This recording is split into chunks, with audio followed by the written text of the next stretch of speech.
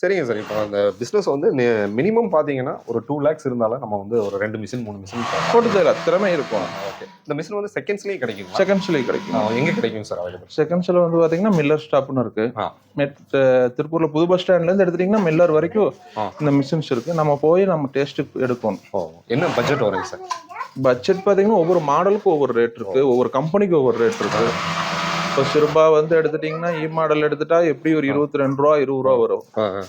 அதே இன்னும் மாடல் கம்மியா எடுத்தீங்கன்னா ரேட் கம்மியாகும். சர்வே மோட்டர் எடுத்தீங்கன்னா ரேட் ஹெச் வரும்.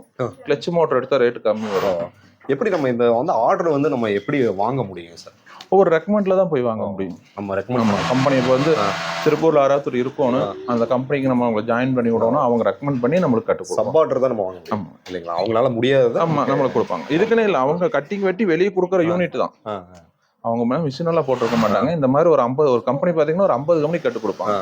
இப்போ நாங்கள் எடுக்கிற கம்பெனியில் ஒரு 50 கம்பெனி கட்டு கொடுக்குறாங்க. அவங்க வந்து மிஷின் எல்லாம் போடக்கூடாது, கட்டிங் வெட்டி கொடுப்பாங்க. அந்த கம்பெனிக்கு ரெக்கமெண்டுக்கு நம்ம ஒரு ஆளை கூட்டிட்டு போவோம். அப்படிதான் நம்ம வாங்கணும். ஓகே. இப்போ நம்ம இந்த பள்ளி ஆர்டர் எல்லாம் இருக்கு, ஸ்கூல்ல எல்லாம் பாத்தீங்கன்னா யூனிஃபார்ம் ஆர்டர், அது நீங்க பண்ணி தரீங்களா? அது பண்றோம். அது பண்றாங்க. அதுக்கு வந்து கொஞ்சம் டைமிங் இழுக்கும்.